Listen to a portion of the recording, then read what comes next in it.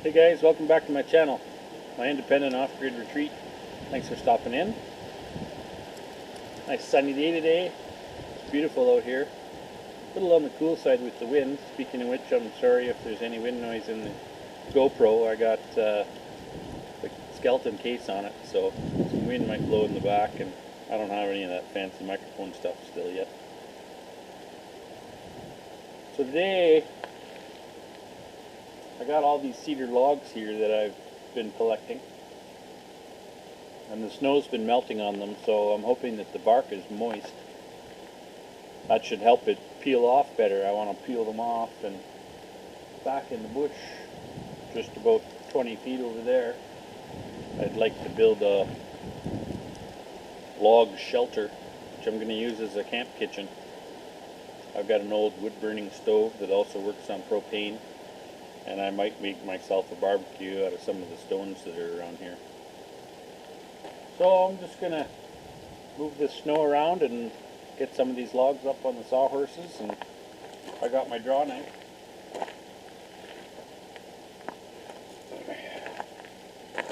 That I can use to peel them. It's probably a little dull, but if it's not working very good, I can go and get my stone and put a new edge on it. So again, thanks for stopping in, and stick around.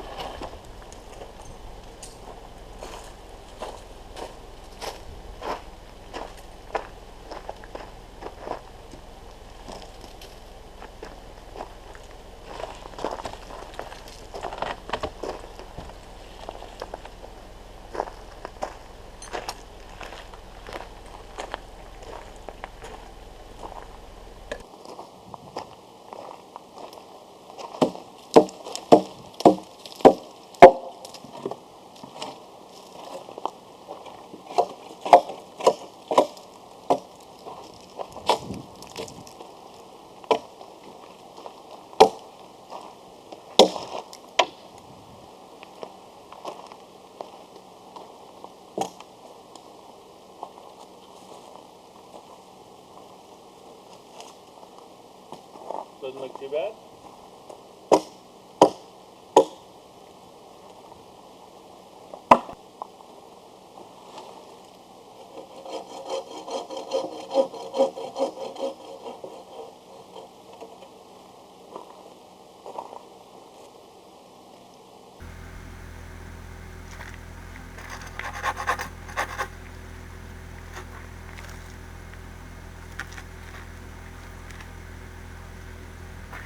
I got a bunch of stones from my driveway frozen in. That's going to be a problem.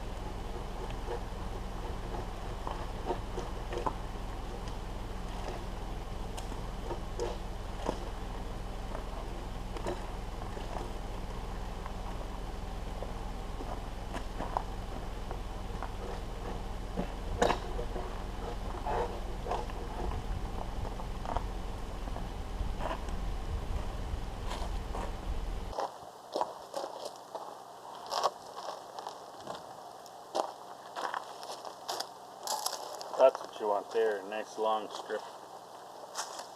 Coming off a lot better than it did in the fall.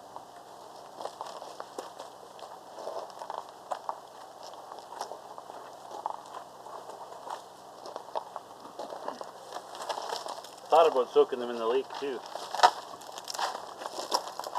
But I figure winter would just get them wet for me and that'd be good.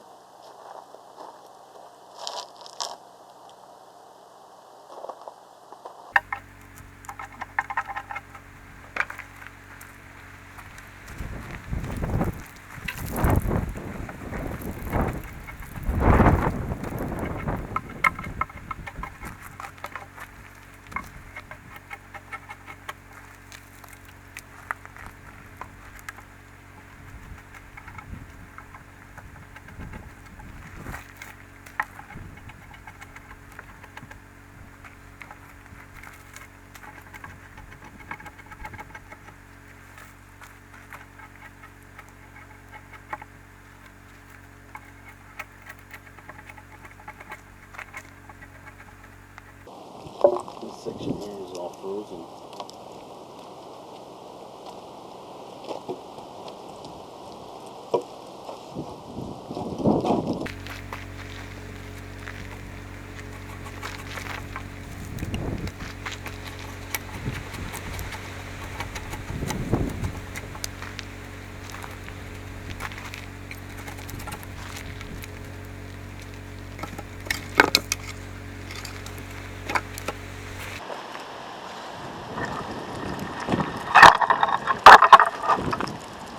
Windy today.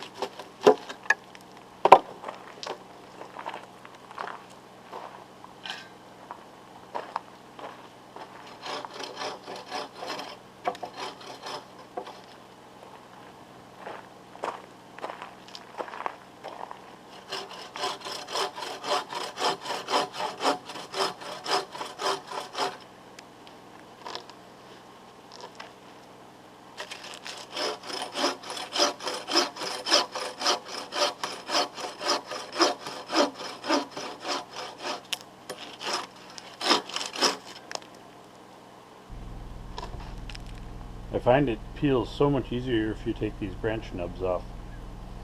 I find if you leave them on, even if, I don't know if you can see that one, but even if it's just sticking on a ½ inch, you'll start along here with your debarking. And when it gets to that nub, the bark is all connected around the base of the hub of the nub, and it'll, if you have a nice pull going, when it gets to that branch, it'll just stop and rip apart. So if you get into the trunk of the tree a little bit and then take that nub off and disconnect those fibrous members connecting the bark to the branch, it makes a huge difference in the speed at which you can remove the bark. It's also best to do it in the spring when the sap is flowing up the tree, but there's a stone.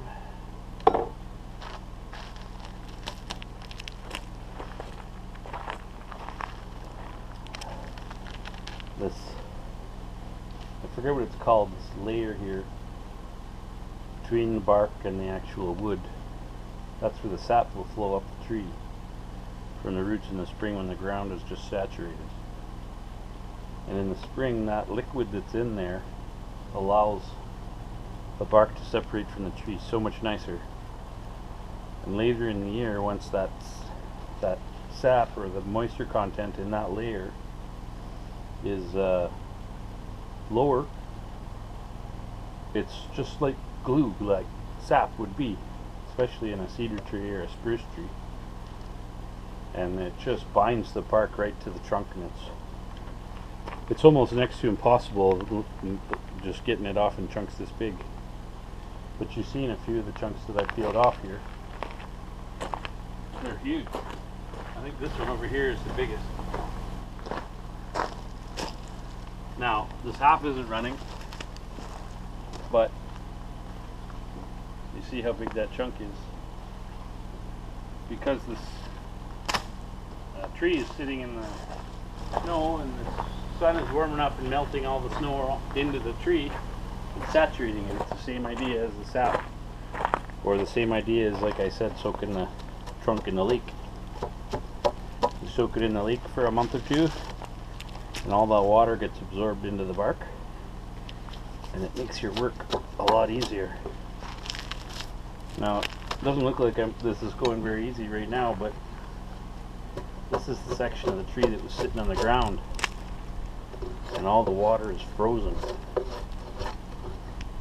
And so it's frozen in the tree.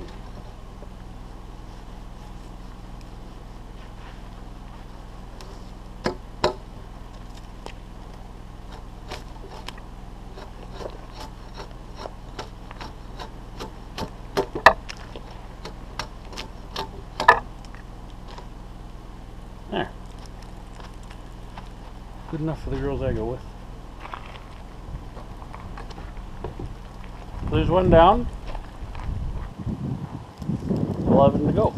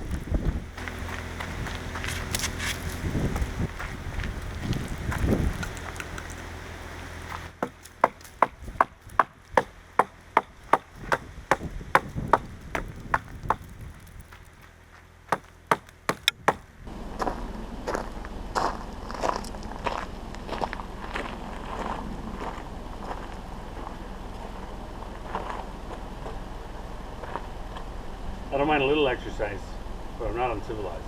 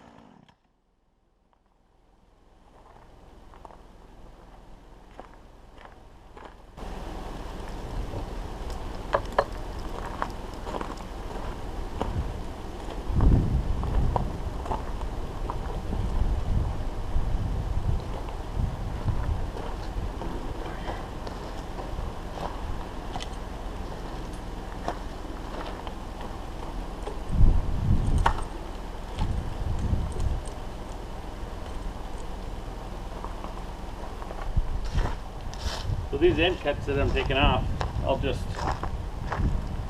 buck them up later and use them for firewood. I don't have a wood stove, but I got a campfire pit.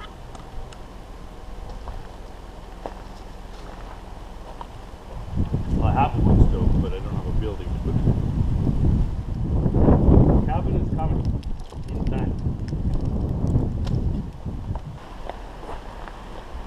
This piece is a little rough.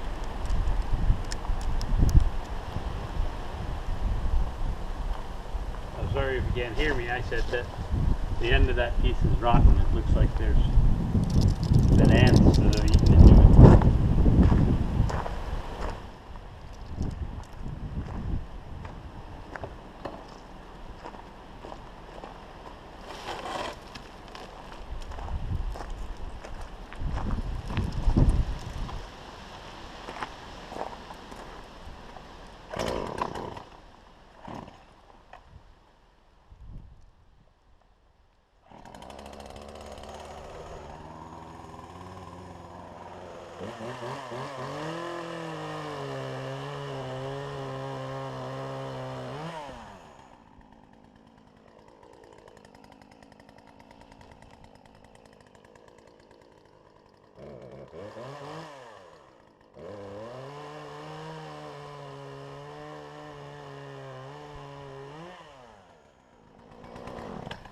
rotten all the way up to there. We'll abandon that one.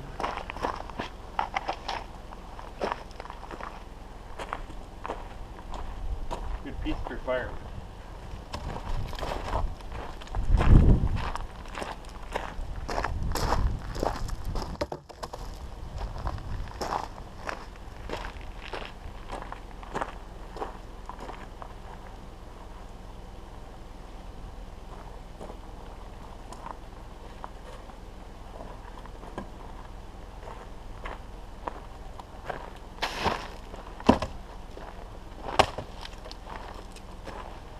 When I took these trees down, I noticed there were some ants around the base of them.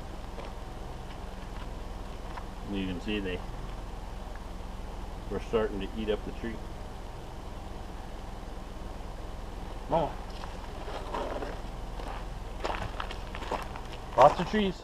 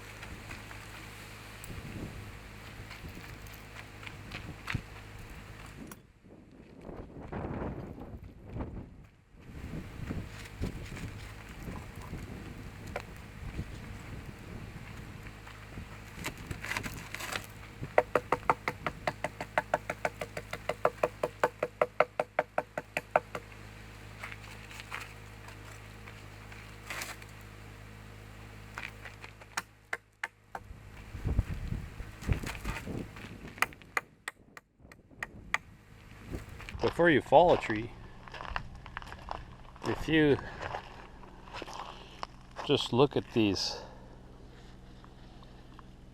I don't know, I guess you could almost call them fingerprints, but the grooves in the bark. And when you look up the tree, if those grooves twist like a candy cane, then you know the grain of the wood inside the tree is also twisting. The straighter these cracks, the straighter the grain of the wood will be, the stronger the tree.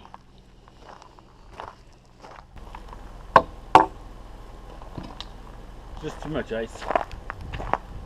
I'm gonna have to try this again another day. A warmer day.